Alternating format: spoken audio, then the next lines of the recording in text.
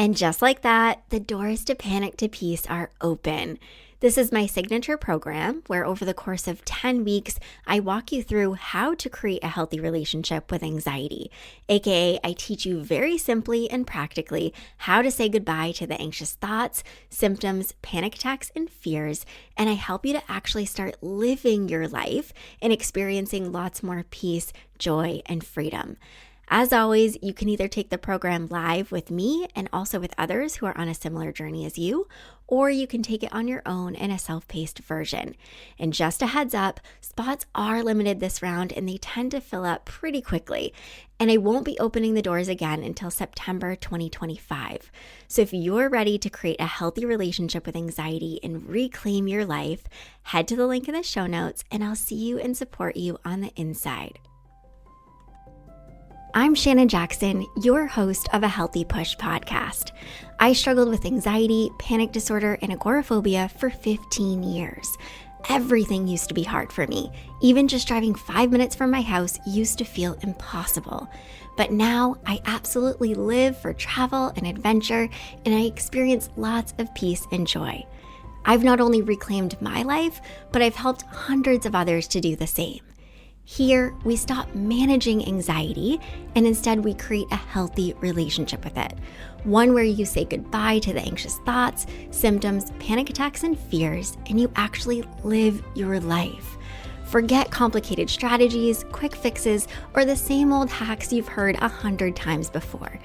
Each week, I'll bring you simple, actionable advice and honest conversations that lead to real, long-term healing. You aren't just an anxious person, my friend. There are reasons why you're struggling with anxiety, and these are things you can fix and heal from. And this is where that journey begins. Welcome. You're right where you're meant to be. Okay, let's talk about something that is really common when you're struggling with anxiety, panic disorder, and agoraphobia. And it's the fear of going crazy, or just feeling like you're going crazy in general because of how much anxiety you're experiencing and the intensity in which you're experiencing it. For some, they worry about completely losing their mind. For others, they worry about having to maybe receive inpatient treatment or being in a facility. For others, they worry about anxiety getting worse and they really can't imagine how it could get any worse and just going crazy, whatever that might mean or look like to them. And for others, they worry about all of it. You know, a question I get asked quite a bit is, Shannon, did you ever worry about going crazy when you were struggling? Or did you ever feel like you were going crazy? And before I answer this question, I want to recognize something. People ask this question because they really want the reassurance that they aren't alone in their feelings, their fears, and experiences. Like they want to know that others have felt a similar way and have had similar experiences and that they've come out of it. Like they want that hope, right? And a big part of them just wants to know, I'm not actually going crazy or going to go crazy, right? So let me give you some reassurance because we all need it at times, and reassurance isn't this thing that you can never seek out or get. After all, we are human and we need it sometimes. So I struggled with this fear quite a bit when I was struggling with panic disorder and agoraphobia. There were many times when I absolutely convinced myself that I was going crazy, especially when I was experiencing panic attacks frequently and pretty intensely. Like I remember saying to my mom more than once, I am so scared that I'm going to lose my mind because it really feels like I am. And trust me, I get it. It really does feel like you're losing your freaking mind sometimes. And I really worried about losing my job and not being able to take care of myself. I worried about not being able to function and go places, do things. And I really did worry about having to be hospitalized. And I know that I'm not alone in any of this. I have worked with many, many students and clients who have shared these same thoughts, fears, and experiences. You know, anxiety can really make you feel like you're going crazy at times. But what often creates a lot of the chaos is how you're responding to your thoughts, to your feelings and experiences. And honestly, a part of it is definitely a lack of self-care and a lack of supporting yourself. So before I share some really helpful tips for navigating this fear, I want to first talk about why this fear and these thoughts pop up. Because always having a better understanding of this, just a better understanding in general, makes the healing and the action part less hard. All right, let's dig in and talk about why this fear and these thoughts pop up. So the first and probably the biggest reason why this fear pops up is because of how much you're feeling. If you're experiencing a lot of panic attacks or depersonalization, like that feeling of being detached, or just really persistent symptoms that are causing you distress, it is no freaking wonder you're misinterpreting these things for something else, aka possibly going crazy. When you're experiencing a lot of sensations and symptoms that are overwhelming and cause you to feel disconnected from reality and just feel dangerous, it can easily make you think that something more serious is happening, like you're going crazy or you're losing your mind. And you've probably noticed that this fear is primarily at the forefront when you're experiencing lots of feeling. I know this was true for me and is for many of my students. But when you're experiencing lots of feeling, it's a really good sign to pull back on taking your feelings so seriously and your brain, because when you're feeling really anxious, your brain doesn't have a whole lot of clarity, right? It really cannot be trusted. And this one leads nicely into the next one. Another big reason why this fear pops up is because you've gotten really good at entertaining your thoughts and giving them a whole lot of attention.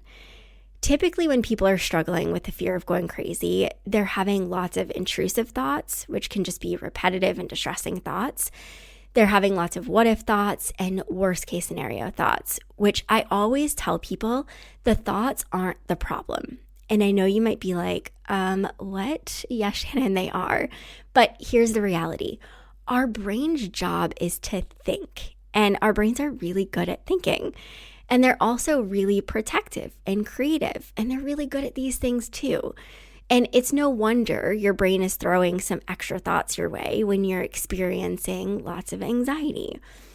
You know, our job isn't to stop our thoughts or learn how to control them. And trying to do this will only make things worse. Instead, it's our job to focus on what's within our control. And something that's always within our control is how we're responding to our thoughts. This is one of the toughest parts of anxiety recovery. It's practicing pulling away from how much you're entertaining your thoughts and really working on just letting yourself have thoughts, letting them come and go without you trying to do so much about them. Because I'm sure you've seen this firsthand, probably many, many times. The more you try to do with your thinking and get in there, and the more you try to convince yourself that you aren't in fact going crazy or going to go crazy, the more the fear heightens and sticks around. And don't worry, we're going to get to this more in just a few, but I want to go into the next reason. So the next reason why this fear pops up is because your brain is simply trying to protect you. And I know you might be like, what? But stick with me. Our brain's job is to think and protect us, and they're really good at it. And when you're experiencing lots of anxiety, your brain kind of goes into overdrive and looks for threats.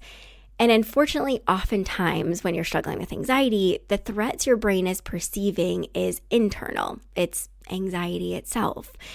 And it unfortunately creates a whole lot of false alarms going off. And these alarms often sound like, well, maybe something is actually wrong. Maybe you are going crazy. But here's the good news. Rather than interpreting all of this as your brain being broken or you actually going crazy, it's important to slow things down and see this as your brain actually just doing what it's designed to do. It's protecting you. So this is going to sound crazy, but it's true. The fear of going crazy is simply a sign that your brain is protecting you. And it's annoying, I know. But understanding this and making this shift in your thinking helps a ton. Your brain isn't broken or trying to hurt you. I promise. It's trying to help you. Okay, the next reason why this fear pops up is because anxiety can make you feel like you're losing control. When you're thinking and feeling a lot, it can really make you feel like you have a lack of control, like of your body, your mind, and just of yourself in general. And let's be real, a lack of control for someone struggling with an anxiety disorder is the worst because you feel like a lack of control means that anything could happen. Like you could actually go crazy or you could actually lose your mind. But I always say the fear of going crazy, the fear of losing all control, this isn't even a thing because what the heck does that even mean or look like? Like, yes, having a really bad panic attack can be awful and terrible, I know, and it can make you feel as though you are losing all control, but you always get through it. So is losing all control, is going crazy really a thing, or is it just some scary thoughts? Because yes, you're really anxious, but you're actually fully in control. Okay, this leads perfectly into the last one. The last reason why this fear pops up is because you might just have a little bit of a lack of understanding of how anxiety works. And I recognize that you probably know a ton about anxiety, so I'm not trying to minimize that, but I think this is really helpful to hear. Oftentimes, people struggling with anxiety, panic disorder, and agoraphobia think the worst case scenarios, right? Like, my anxiety is so bad, my panic is so bad, I'm going to experience psychosis or schizophrenia and need to be hospitalized, and I'm going to lose all control.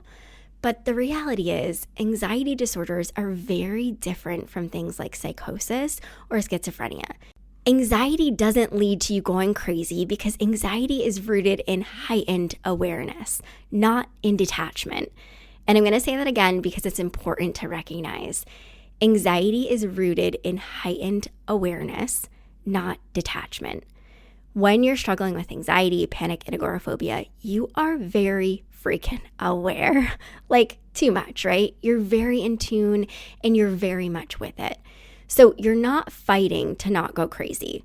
You are very, very with it. You are very sane and you are very aware. You're honestly just fighting your thoughts and feelings.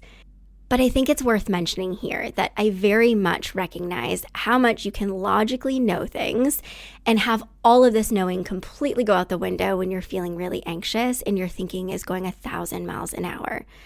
And I also want to recognize that I know it's incredibly hard to navigate this fear if you've had a personal experience with a family member or friend where they've been hospitalized relating to their mental health or drug or alcohol abuse or anything else. But it's really important not to place someone else's experiences as your own or a potential to be yours. Everyone is on their own journey, and someone else's journey doesn't mean yours will look like theirs. And also, there is no shame in getting inpatient support. I just want to say that. Oftentimes, this type of treatment is absolutely life-saving and changes the entire course of someone's life. Okay, now that we have a bit more of an understanding as to why these thoughts and this fear of going crazy pops up, let's shift and talk a little bit about some helpful things that you can do for navigating this fear. So number one, and this is probably going to sound really simple, really too simple, but I can't stress this enough because it's so freaking important. You have to acknowledge your thoughts and fears of going crazy as anxiety. This is something I focus heavily on everything I teach in my mini courses, in my Panic to Peace program, in my work with one-on-one clients. Like rather than focusing on the fear of going crazy and going down all the rabbit holes and trying to fix this, I tell people you really have to call this fear for what it is. It's anxiety. So for example, when you're thinking and worrying, am I going crazy? Could I go crazy? What if I'm losing all control? On and on and on. Say to yourself, I know what this is. It's anxiety, right? I'm feeling anxious and it's okay for me to feel this way. I'm feeling overwhelmed and my brain is sending me some false alarms. Like just slowing down and allowing yourself to acknowledge what you're feeling and what's actually happening helps a ton. And it helps you to not fight what you're feeling. And speaking of not fighting, the second tip, don't desperately try to reassure yourself that you aren't going crazy. I used to do this and good God, looking back, I'm like, why the heck did you do that, Shannon? Doing this is honestly just fighting your thoughts and feelings, which isn't helpful. You're not going crazy.